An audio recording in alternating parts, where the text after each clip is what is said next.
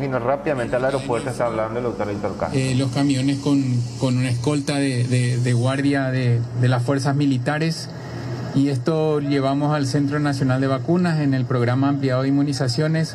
Posteriormente se hace un cotejo del cargamento, se verifica los lotes, se verifica con el informe si esto está así, también acompañándonos la Dirección Nacional de Vigilancia Sanitaria, DINAVISA.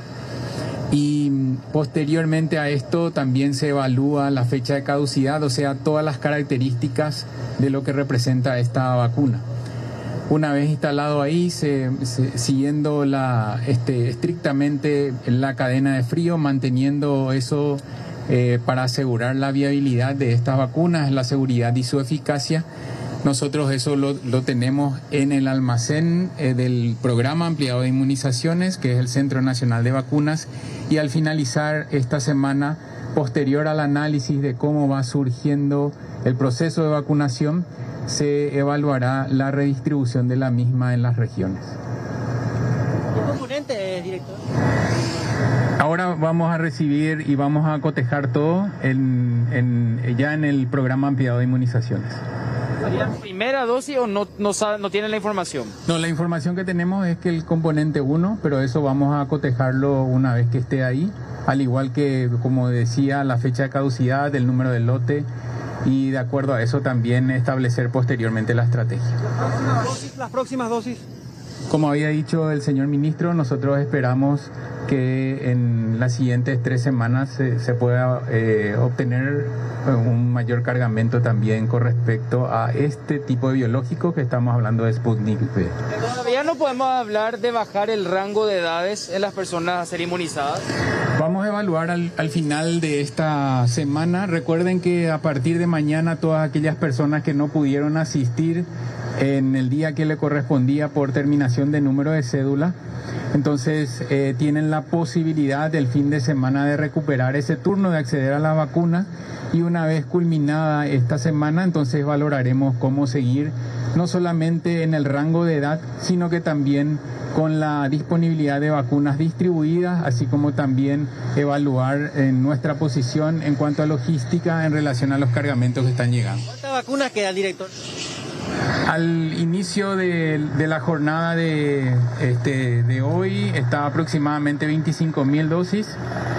Nosotros tenemos un promedio de asistencia de 7.000, entre 6.000 a 8.000 era el rango desde el lunes pasado. Llevamos ya entonces 28.000 al cierre parcial de ayer a las 17 horas. Digo parcial porque siempre continúa después el registro y propiamente la vacunación. El día de hoy, por reportes que tenemos y por la percepción que llevamos tras las visitas en los vacunatorios, muchísima afluencia de personas, con lo cual celebramos eso también, y vamos a valorar con todos estos elementos a finalizar esta semana cuál va a ser el proceso de vacunación a partir del lunes. ¿A dónde se va a destinar esto? En realidad, esto nosotros hacemos la planificación de acuerdo al número de registrados en la plataforma, ¿verdad?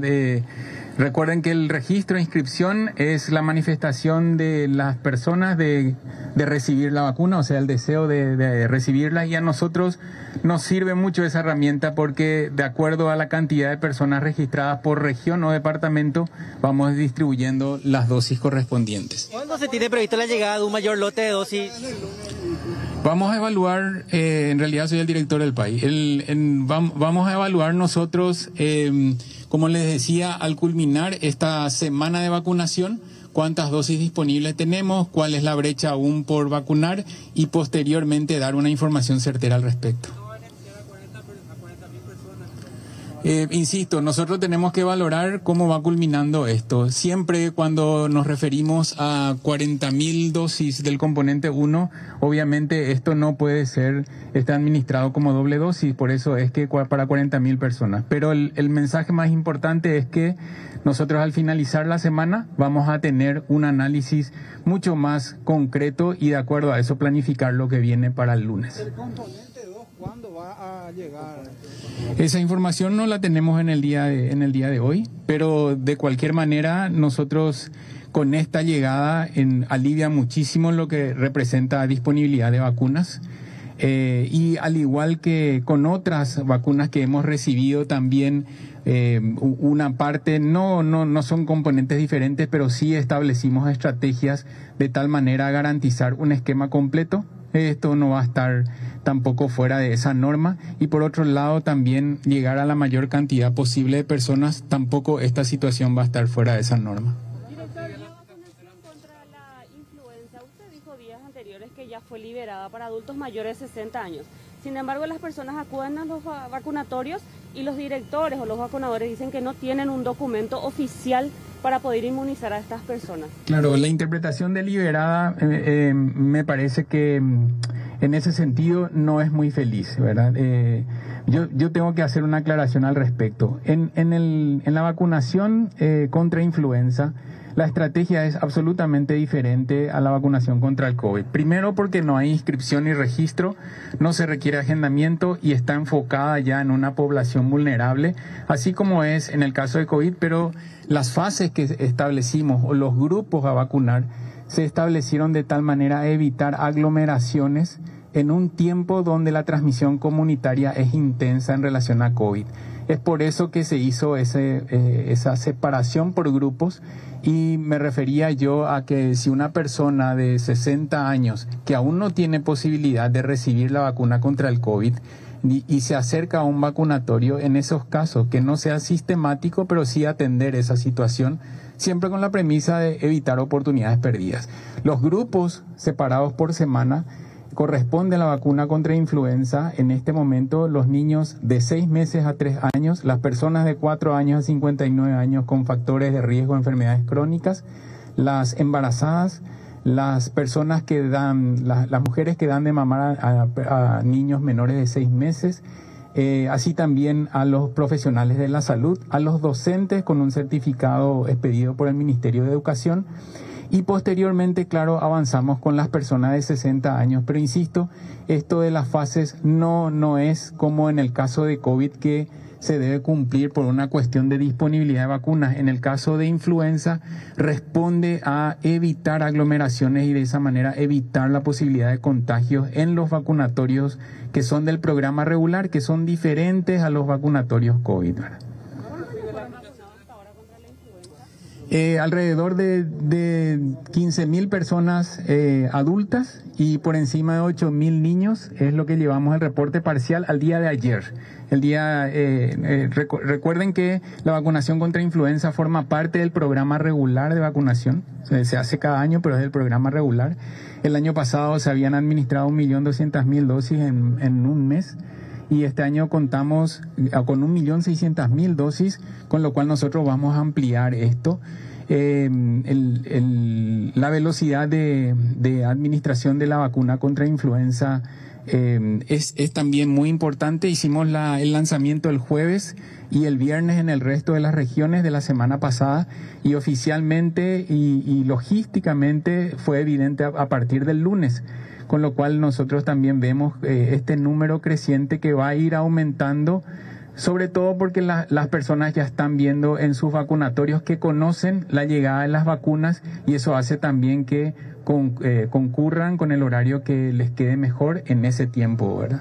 Salvo el compromiso del Fondo Ruso de que las próximas dosis llegarían en 20 días aproximadamente, como lo decía el ministro, ¿qué otras están cerca? ¿Cómo están las conversaciones, el mecanismo COVAX? Así como había manifestado el señor ministro, nosotros también estamos esperando la llegada de más dosis de otras plataformas. Esa información siempre, particularmente yo, como no soy el vocero oficial, siempre estoy sujeto a las informaciones que nos dan las autoridades, ¿verdad? Lo que corresponde a mi competencia sería la logística interna una vez llegada al país.